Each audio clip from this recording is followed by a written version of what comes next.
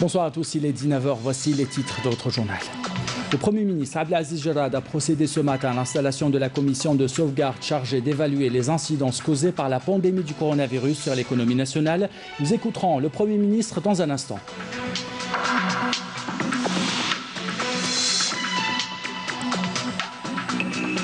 Gouvernement, partenaires sociaux et opérateurs économiques ont pu avoir un échange sur la situation économique. Quel impact de cette crise sur l'économie nationale? Combien a-t-elle coûté à l'État? Et quelles sont les solutions proposées par le gouvernement? Les réponses dans ce journal.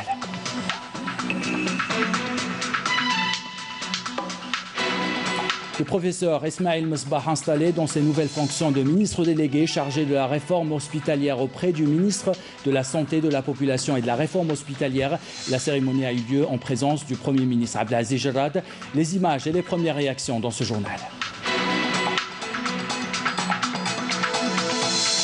Le général de corps d'armée Saïd Chengriha, chef d'état-major de l'armée nationale populaire, a présidé ce matin la cérémonie d'installation officielle du général-major Mohamed Laraba dans les fonctions de commandant des forces aériennes. Dans son discours, Saïd Chengriha a insisté sur la mobilisation des hommes pour endosser les lourdes missions du combat.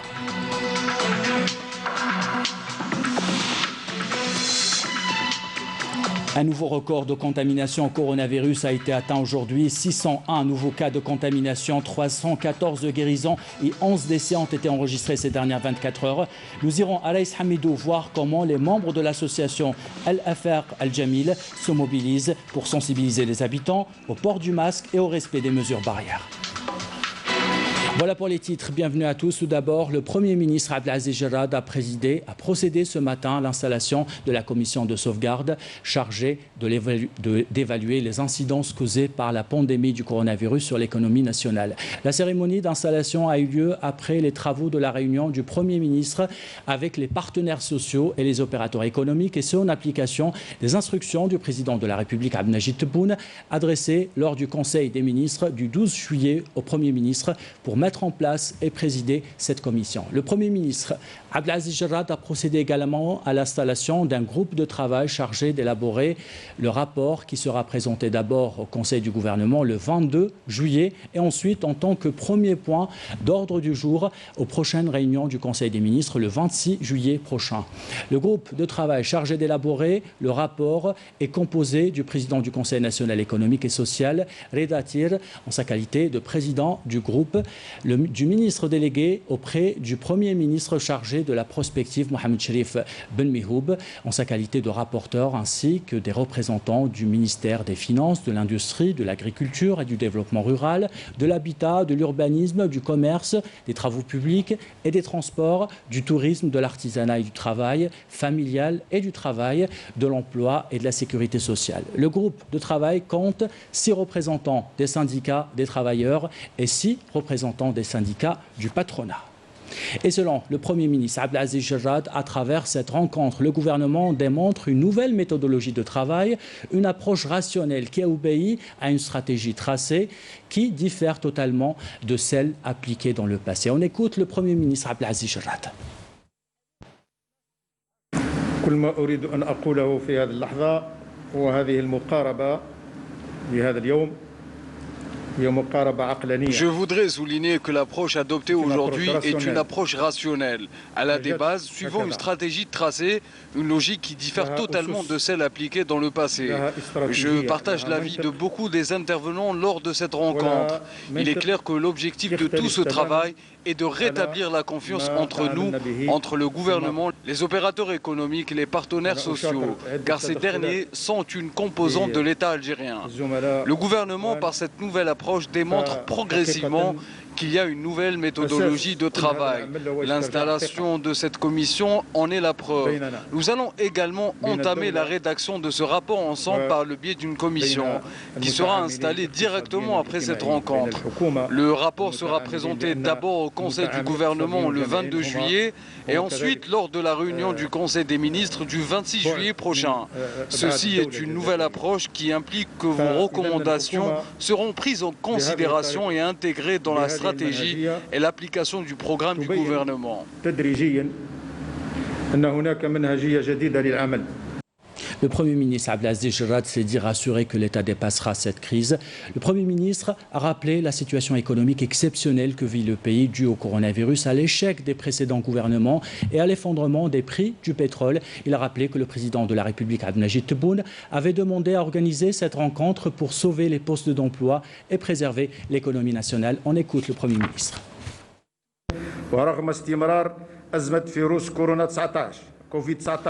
Je suis certain que même si la crise persiste, nous pourrons y faire face ensemble, main dans la main et en faisant preuve d'un sens aigu des responsabilités, aux côtés des personnels de la santé qui travaillent jour et nuit pour sauver des vies humaines, afin de préserver notre main-d'œuvre et par là même notre outil de production.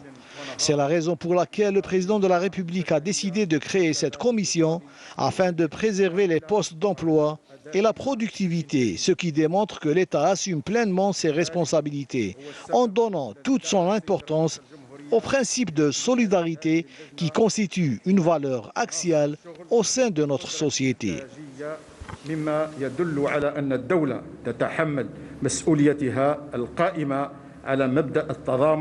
الذي يعد فضيلة أساسية ومركزية لمجتمعنا. Le Premier ministre a rappelé que la mission qui incombe au gouvernement et aux partenaires sociaux face à cette crise, les décisions doivent être prises en s'appuyant sur un diagnostic précis de la situation dans notre pays. Il a rassuré que le gouvernement luttera sans relâche contre cette pandémie. On écoute Abdelaziz Jarrad.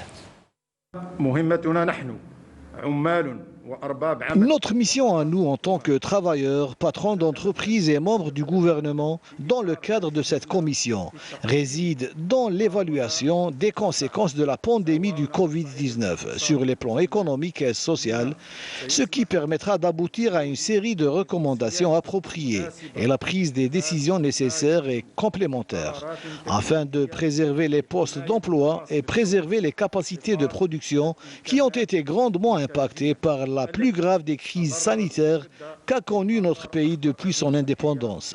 Il est nécessaire de souligner que le gouvernement tient à jouer pleinement son rôle dans la lutte contre cette pandémie et réitère son engagement à protéger les postes d'emploi et les capacités de production nationale à travers la protection des employés et des entreprises privées et publiques dans ces moments difficiles.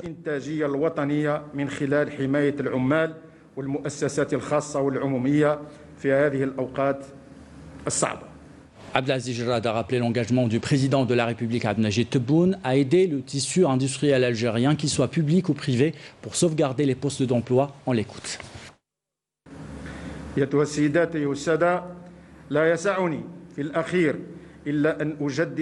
Je réitère l'engagement pris par le président de la République de garantir l'équité dans le soutien apporté aux entreprises et aux employés qui font face à des difficultés sans distinction entre les entreprises publiques et privées.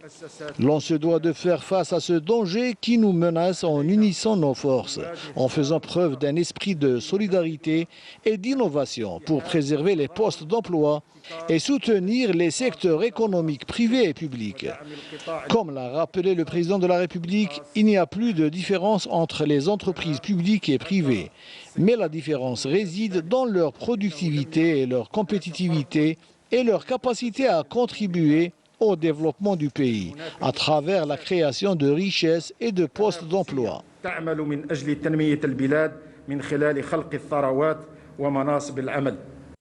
Cette rencontre a permis donc un échange direct entre gouvernements, partenaires sociaux et opérateurs économiques. Quels sont les secteurs les plus impactés? Combien cette crise a coûté à l'État? Et quelles sont les solutions proposées par le gouvernement pour aider les entreprises publiques et privées? Autant de questions auxquelles Imen Khmissi essaye de répondre. Des centaines de milliards de pertes et des secteurs d'activité asphyxiés, c'est le triste bilan de 4 mois de crise sanitaire. 3 secteurs sont dans le rouge: le transport des personnes, la restauration, le tourisme hôtellerie et le commerce et professions artisanales. Exemple marquant, 1 mois a suffi pour faire perdre au groupe de transport terrestre des voyageurs plus d'1,3 milliard de dinars. Air Algérie, avec ses avions cloués au sol, a enregistré 35 milliards de dinars de manque à gagner pour la fin 2020. Du côté des hôtels privés, agences de tourisme et de voyage, chaque mois qui passe leur fait perdre plus de 27 milliards de dinars. Enfin, l'artisanat et selon les enquêtes de terrain, l'activité en sa globalité a enregistré un manque à gagner de plus de 12 milliards de dinars. Pour le Premier ministre, la priorité de son gouvernement est la sauvegarde des emplois d'abord et l'outil de production. ينبغي أن يتم تقييم آثار هذه الجائحة على نحو يتوخى. L'on se doit d'évaluer l'impact de cette pandémie de manière objective, sans aucune surévaluation et sans complaisance. Car il n'est pas question, à travers cette recherche, de trouver des voies permettant d'accéder à des ressources publiques sans contrepartie ou encore l'obtention de privilèges sans aucun mérite. Ceci est un travail nécessaire afin de permettre d'orienter et de répartir les ressources de façon plus efficiente dans le but de se préparer à la période post-crise et de préserver chez les entreprises et les employés un sens de l'engagement fort afin de faire face dans cette nouvelle bataille d'évaluation de la situation économique dans notre pays. Nous sommes conscients que la mise à niveau de la situation sociale et économique ne se fera qu'à travers les entreprises équilibrées et un pouvoir d'achat suffisant afin de soutenir la dynamique économique. Une palette de propositions sur le plan fiscal, parafiscal et bancaire pendant la durée de la pandémie ont été avancées. Le gouvernement se dit prêt à accorder des crédits à taux bonifiés ou exonérés pendant une durée de 6 mois, des crédits d'exploitation à taux zéro pour réanimer l'activité des sociétés, mais pas de crédit à taux zéro. Le ministre des Finances propose la solution du produit financier Sharia compatible. Il y a les banques islamiques qui sont une réalité maintenant depuis le 15 mars 2020. Donc il y a eu le règlement de la Banque d'Algérie qui a été pris en ce sens. Il y a eu l'instruction d'application. Et je vous annonce qu'il y aura 2 banques publiques, Inch'Allah, d'ici le mois prochain, qui vont mettre sur le marché des produits islamiques donc, qui répondront à toutes les exigences, à toutes les exigibilités.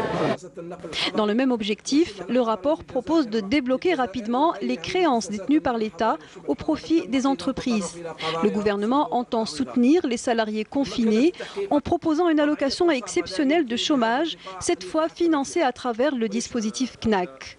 Enfin, retenons que des allocations de l'ordre de 20 000 à 15 000 dinars par mois sont proposées au profit des artisans, qu'ils soient individuels ou employés. Aujourd'hui, c'est une nouvelle étape vers un changement constructif et ambitieux. Nous avons écouté les acteurs économiques, leurs demandes se cristallisent dans le règlement des contraintes administratives, des aides, des compensations aux entreprises et aux familles. Et enfin, regardez au-delà de la Covid. De quelle manière l'État va gérer l'économie post-Covid ? Ces propositions seront d'abord travaillées au niveau de la commission nouvellement créée. Elles seront par la suite discutées et validées en Conseil des ministres. Et on vous invite maintenant à découvrir les réactions des patrons et des partenaires sociaux qui ont participé à cette réunion. Certains voient en cette démarche un prélude à la tripartite du mois d'août prochain.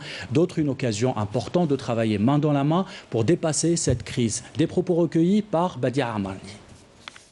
L'heure est à la mobilisation, à la solidarité, à la responsabilité. Des mots revenus tel un leitmotiv sur les lèvres des patrons et des partenaires sociaux pour faire face aux répercussions de la Covid-19 sur les entreprises.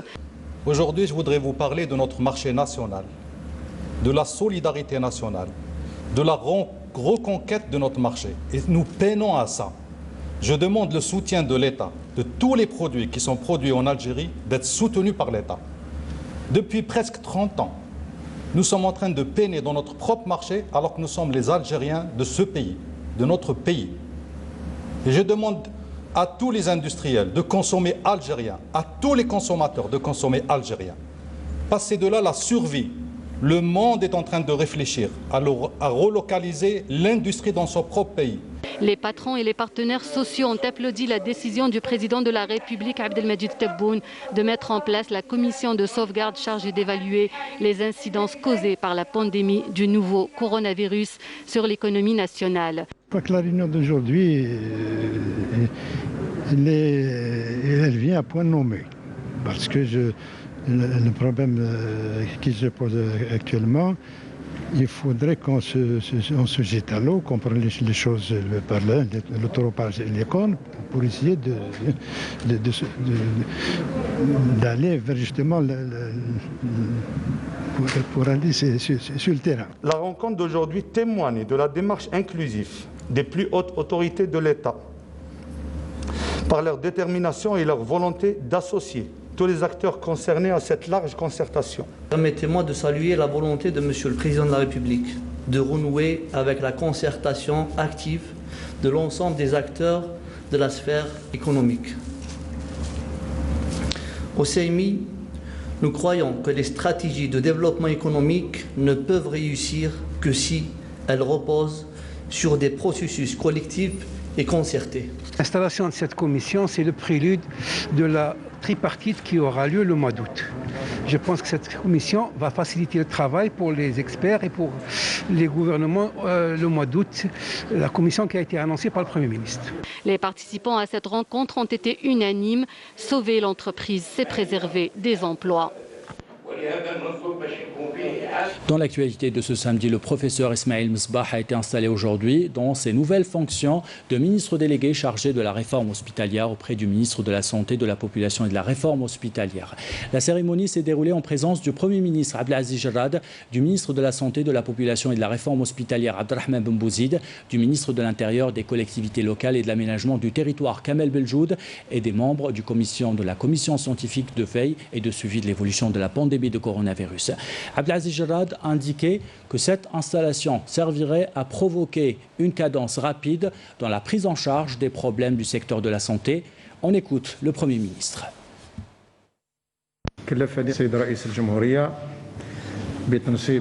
Le président de la République m'a chargé d'installer dans ses fonctions le professeur Saïd Msbah en tant que ministre délégué chargé de la réforme hospitalière auprès du ministère de la Santé, de la Population et de la Réforme hospitalière.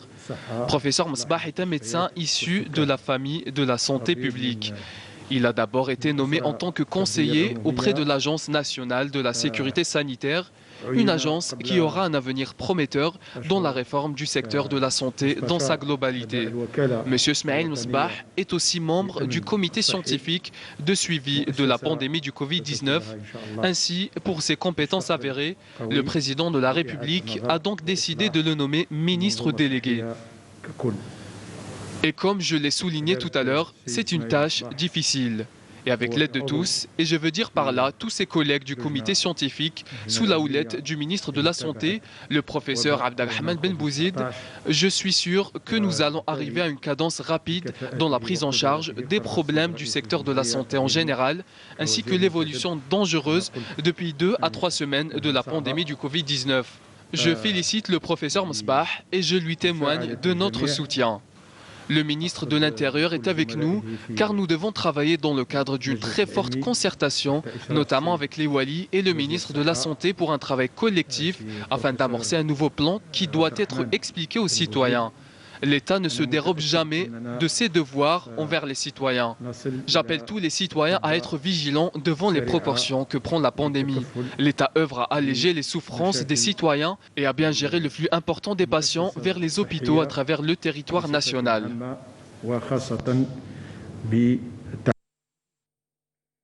Pour sa part, le professeur Ismail Msbah a indiqué que cette installation reflétait l'importance accordée par les hautes autorités du pays au secteur de la santé et sa réforme en faveur du citoyen. On l'écoute. En premier lieu, je souhaite remercier chaleureusement Monsieur le Président de la République pour la confiance qu'il m'a accordée. Cette mission est très importante pour moi. Cette installation présidée par le Premier ministre au sein de cette institution stratégique reflète sans aucun doute l'intérêt porté par les hautes autorités du pays au secteur de la santé et sa réforme au profit de tous les Algériens. Je souhaite aussi remercier mon collègue et ami, le ministre de la Santé, de la Population et de la Réforme hospitalière pour son soutien indéfectible grâce à la volonté politique qui vise à concrétiser la démocratie sanitaire en concertation avec toutes les parties, en accord et avec la volonté collective.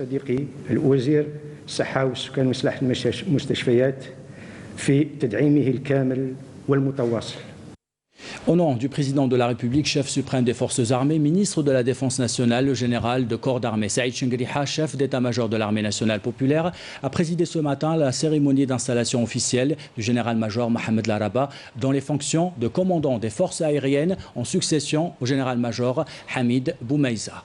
Lors de cette installation, Saïd Chengriha a insisté sur plusieurs points comme la mobilisation des hommes pour endosser les nouvelles missions du combat. Pour le général de corps d'armée, une ressource humaine qualifiée et motivée est une garantie absolue pour atteindre les objectifs escomptés. Walid Yousfi, Adel Boukhams. À l'entame et après la cérémonie d'accueil, le général de corps d'armée, chef d'état-major de l'armée nationale populaire, a observé un moment de recueillement à la mémoire du shahid héros Amirouche Eid Hamouda, chef de la 3e wilaya historique, dont le nom est porté par le siège du commandement des forces aériennes. Pour la circonstance, il a déposé une gerbe de fleurs devant sa stèle commémorative et récité la Fatiha à sa mémoire et à celle de nos valeureux shuhada. Le général de corps d'armée, Saïd Chengriha, a ensuite passé en revue les carrés des cadres et personnels du commandement des forces aériennes, alignés au niveau de la place d'armes, pour procéder ensuite à l'installation officielle du général-major Mahmoud Laraba, nouveau commandant des forces aériennes en succession au général-major Hamid Boumaïza. Au nom de Monsieur le Président de la République, chef suprême des forces armées, ministre de la Défense nationale et conformément au décret présidentiel du 27 juin 2020, j'installe officiellement le général-major Mahmoud Laraba dans les fonctions de commandant des forces aériennes en succession au général-major Hamid Boumaïza. À cet effet, je vous ordonne d'exercer sous son autorité et d'exécuter ses ordres et ses instructions dans l'intérêt du service, conformément aux règlements militaires et aux lois de la République en vigueur, et par fidélité au sacrifice de nos vaillants shuhada et aux valeurs de notre glorieuse révolution de libération, qu'Allah nous prête assistance.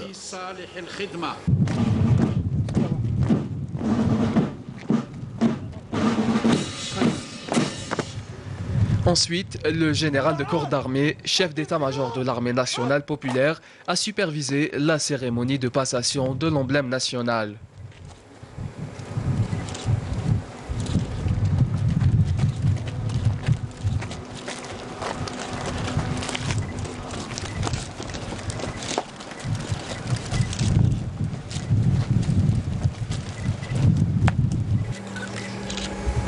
Après la signature du procès verbal de passation du pouvoir, le général de corps d'armée Saïd Chengriha a tenu une rencontre avec le commandement, les cadres et les personnels des forces aériennes, où il a prononcé à l'occasion une allocution d'orientation qui a été diffusée via visioconférence à l'ensemble des bases et unités des forces aériennes, et à travers laquelle il a félicité le nouveau commandement des forces aériennes qui a voué toute sa vie au service de l'armée nationale populaire et de l'Algérie, rappelant la nécessité d'accorder un intérêt particulier à la motivation de la ressource humaine dans les rangs de l'armée nationale populaire.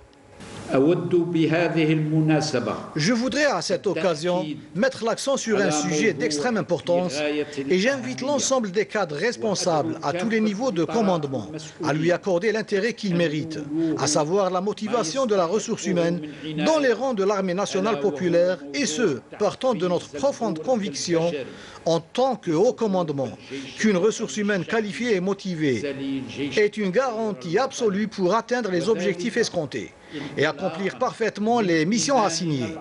Ensuite, de faire preuve de rigueur, d'une discipline irréprochable, d'application stricte des lois et des règlements et de respect des principes du métier de militaire, le commandant perspicace doit savoir comment valoriser le travail et les efforts de ses subordonnés. Il doit veiller à ne pas priver de leurs droits matériels et moraux et les motiver et les encourager à redoubler d'efforts. Il doit également savoir comment cultiver en eux l'esprit d'initiative et de compétition honorable. C'est la conclusion que j'ai pu tirer de mon expérience de commandement sur le terrain des unités de combat. Mobiliser des hommes pour endosser les lourdes missions de combat n'est pas une simple affaire, mais exige du commandant d'acquérir l'aptitude d'estimer les efforts des hommes, de les valoriser et de lire dans leur personnalité afin d'en tirer le meilleur, de façonner leur potentiel talent et de les guider sur la juste voie, en rectifiant leurs erreurs et omissions, sans freiner leur élan, ni étouffer leur esprit d'initiative, afin de les hisser au plus haut niveau d'excellence et de réussite. Le général de corps d'armée, chef d'état-major de l'armée nationale populaire, a tenu à saluer le haut niveau de disponibilité et de professionnalisme atteint par nos forces aériennes.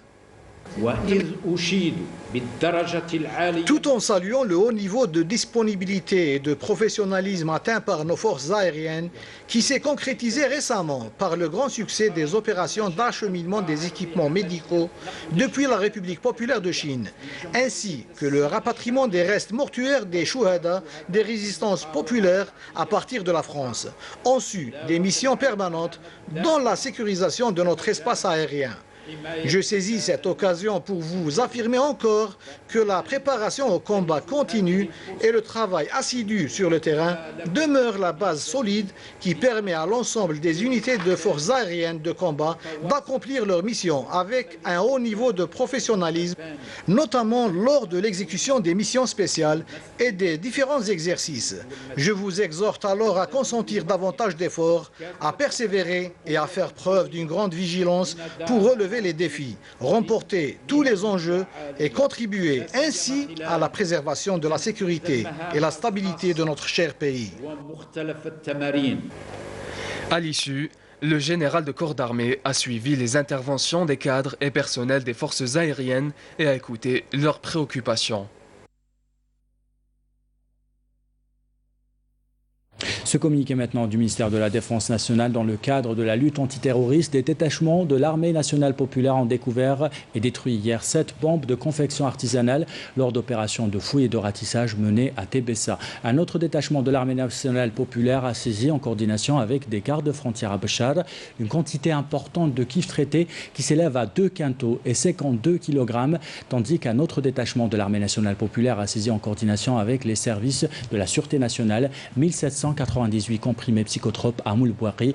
Des détachements de l'armée nationale populaire ont arrêté aussi à Djanet et Bouj-Baji-Mourtar 6 individus et saisi 2 véhicules tout-terrain, 2 motocyclettes, 9 groupes électrogènes, 10 marteaux-piqueurs, 3 sacs de mélange de pierre et d'or brut, tandis que des éléments de la gendarmerie nationale ont saisi à Tiaret un pistolet, un fusil de chasse sans autorisation. Par ailleurs, des tentatives de contrebande de plus de 2800 litres de carburant ont été déjouées à Tbessa, Taraf et Soukaras. Enfin, 5 immigrants clandestins de différentes nationalités ont été interceptés à Tlemcen. Fin de ce communiqué du ministère de la Défense nationale. On vous parle maintenant de la situation sanitaire en Algérie. Un nouveau record de contamination a été atteint. 601 nouveaux cas confirmés, 313 guérisons et 11 décès ont été enregistrés ces dernières 24 heures. Plus de détails avec le porte-parole du comité scientifique de suivi de l'évolution de la pandémie, le docteur Jamel Fourar. Aujourd'hui, samedi 18 juillet 2020, nous allons vous donner comme d'habitude un point de situation de l'évolution épidémiologique de la Covid-19 en Algérie depuis le début de la pandémie à ce jour. Pour ce qui est des principaux indicateurs au cours des 24 dernières heures, nous avons enregistré 601 nouveaux cas, 314 patients guéris, 67 patients en soins intensifs et 11 décès. Avec l'enregistrement et la notification de 601 nouveaux cas, l'incidence est de 1,4 pour 100 000 habitants pour les 24 dernières heures, sachant que 8 wilayas n'ont pas notifié de cas au cours des 24 dernières heures, 14 wilayas ont enregistré entre 1 et 5 cas et 26 wilayas ont enregistré 6 cas et plus. Pour ce qui est des décès, nous avons enregistré 11 nouveaux décès au cours des 24 dernières heures, rahimahumullah. Et pour ce qui est des patients guéris et qui ont quitté les établissements hospitaliers, leur nombre est à ce jour de 15 744, dont 314 sont guéris et ont quitté les établissements au cours des 24 dernières heures.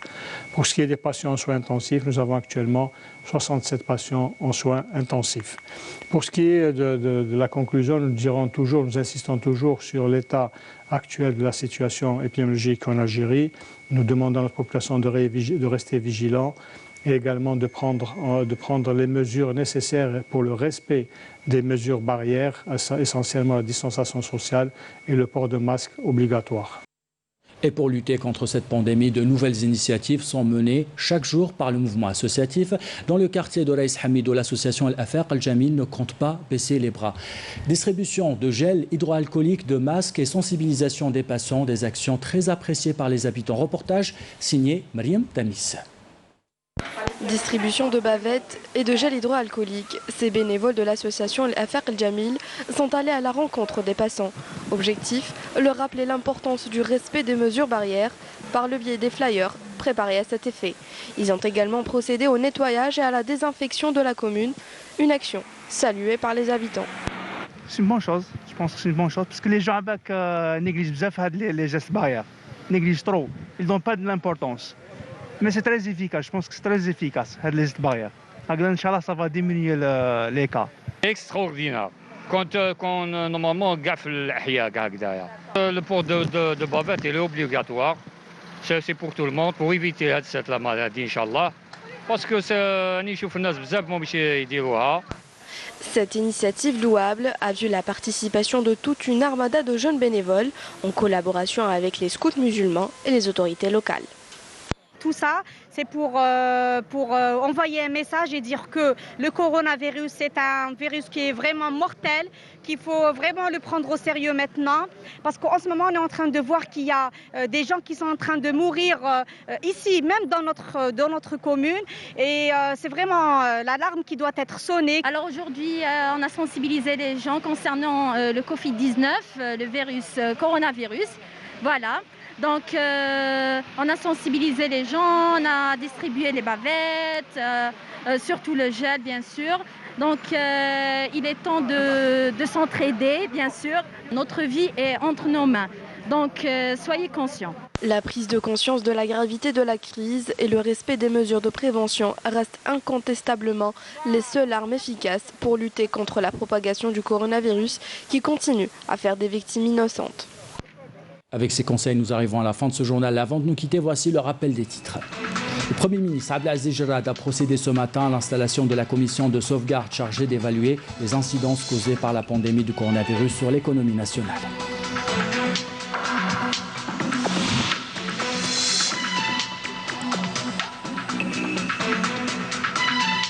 Gouvernement, partenaires sociaux et opérateurs économiques ont pu avoir un échange sur la situation économique. Nous avons vu l'impact de cette crise sur l'économie nationale. Combien elle a coûté à l'État et quelles sont les solutions proposées par le gouvernement.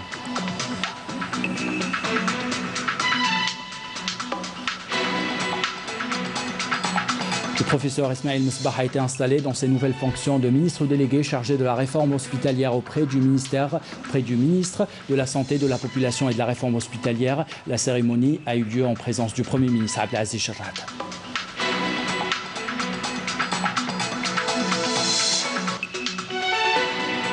Le général de corps d'armée, Saïd Chengriha, chef d'état-major de l'armée nationale populaire, a présidé ce matin la cérémonie d'installation officielle du général-major Mohamed Laraba dans ses fonctions de commandant des forces aériennes. Dans son discours, Saïd Chengriha a insisté sur la mobilisation des hommes pour endosser les lourdes missions au combat.